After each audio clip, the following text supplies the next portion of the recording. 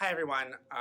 Before I get into today's video, I just want to talk about the elephant in the room, which is the sexual assault allegations and admission of Sherry Pie. Content warning fully. There are jokes that I tell about this in Wabbit WUVIEW tonight, and that's tough. We're in a tough situation. For those of you who don't know me very well, I am a survivor of sexual assault as well. And it's part of why I went in so hard on Britta in last week's episode, although Britta has fully, for transparency, categorically denied that the allegations against her are true. And she has a lawyer, and they've been dealing with that since 2018. So that's the facts, is that Britta says it didn't happen, her accuser says it did, and that's where we are. But Sherry has admitted it, and so has been disqualified from the show. I know all of you know this already, but I just want to say, hey, if you're a person who's really triggered by jokes about sexual assault, please don't watch this. You don't owe it to me. I will create other content in the future that is not gonna deal with this, but I, as a comedian and a survivor of sexual assault and an entertainer, and someone who's doing a thing on Drag Race, feel like it's a bit of my responsibility to talk about it and to not ignore it and to not treat it like it didn't happen. And I might be wrong.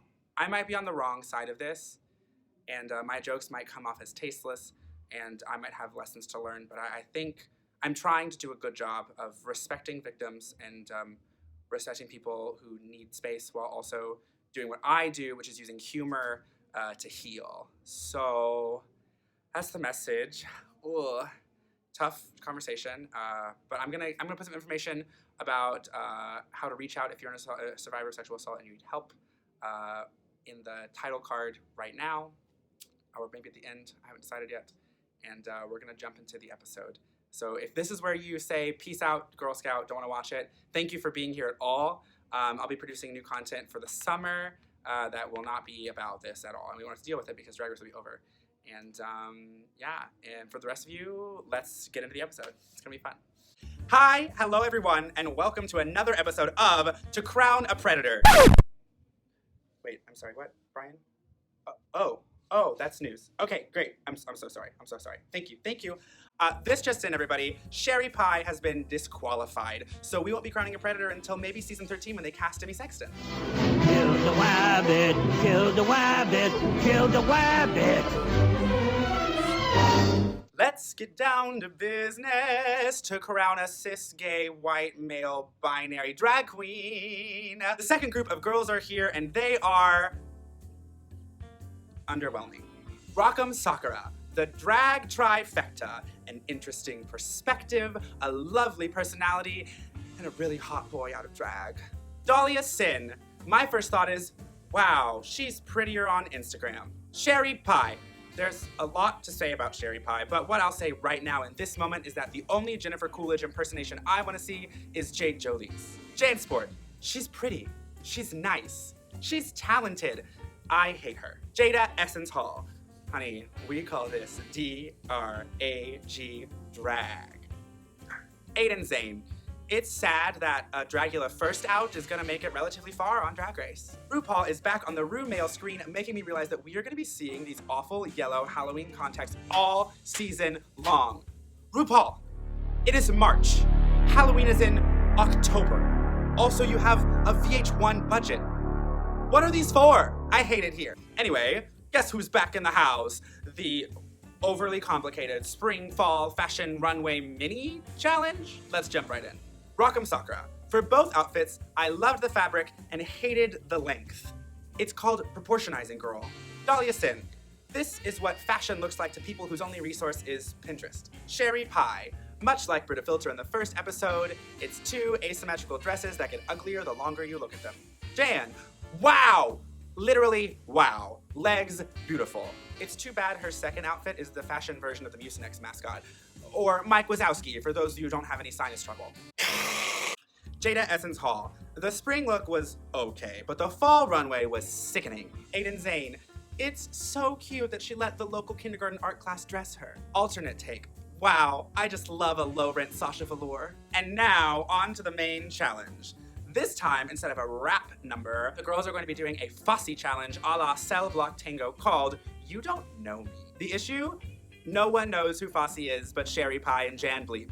This rehearsal is cringe, you all. I just kept yelling at the television screen, Jada, please communicate assertively. Let them know you're uncomfortable. It's okay to have weaknesses. And then I realized, when you're cast as the black pageant queen on Drag Race, it's not okay to have weaknesses. Also, Aiden saying, I'm a horror queen, not a Fosse queen, is really funny to me when the only thing scary about her is the distance between her eyelid and her eyebrows. Back in the workroom, RuPaul's best therapy race is in full swing as poor Rocco Sakura bears her heart and soul to us. Luckily, we're assuming no one's going home, so maybe she won't, despite the fact that that's the Drag Race trope. I would like to let everyone know that you should really fucking vote for Bernie Sanders this year, because therapy is really expensive, and clearly the entire cast needs it. Also, so do I. And now, on to the main stage, where RuPaul is wearing a million green feathers, letting Michelle Visage know that she's still the alpha wolf in the room, and also letting us know that she's not a hologram on a green screen. The challenge goes off without a hitch, but the true standouts for me were Aiden Zane, actually I know I've given her shit all episode, but she was great, Jan Sport, who was amazing, and Rock'em Sakura. And now, to our second of the season, Wabbit, one down of the one-way! Unfortunately, tonight was just the night of 1,000 basic tulle dresses. So really, I'm only gonna point out that Jada Essence Hall did it right, Jan Sport did it funny, and everyone else did exactly what we expected of them, except for Rock'em Sakura, who decided not to wear a garment, but to let the garment wear her. Once again, the guest judge is the best part of this portion of the show. Robin, please, would you be my strange blonde pen pal?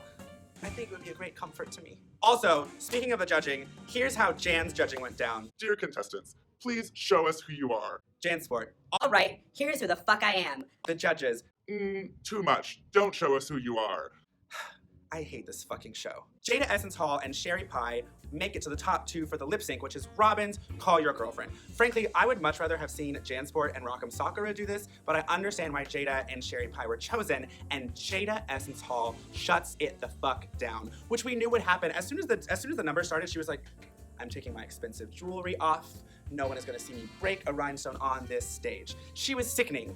And also, for those of you who are confused about Sherry Pie, I would like you to know that when I lived in New York City, I saw many a show with Sherry Pie, and she does indeed just stand around for 2 hours. It's like watching paint dry, except knowing that the paint might catfish you for some masturbation videos later. And that's it. Did you all have fun? I sure didn't. Can't wait for next week where I get to hate watch the downfall of my former favorite show. My name's Gilda Wabbit. Please like, comment, and subscribe. Or don't. And I'll see you next week.